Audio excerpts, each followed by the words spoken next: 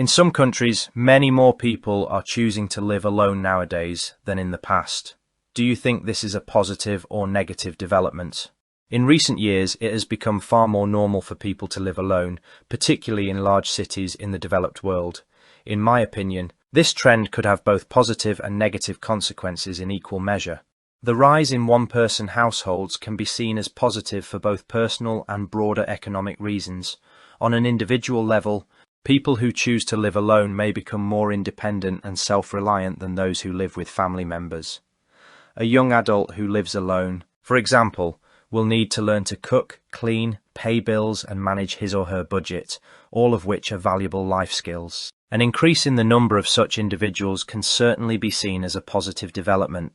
From an economic perspective, the trend towards living alone will result in greater demand for housing.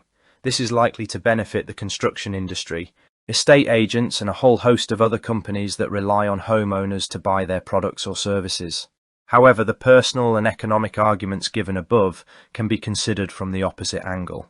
Firstly, rather than the positive feeling of increased independence, people who live alone may experience feelings of loneliness, isolation and worry. They miss out on the emotional support and daily conversation that family or flatmates can provide, and they must bear the weight of all household bills and responsibilities.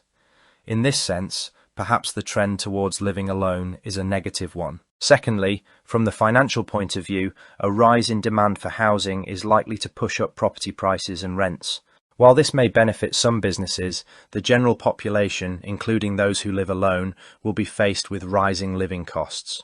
In conclusion, the increase in one-person households will have both beneficial and detrimental effects on individuals and on the economy.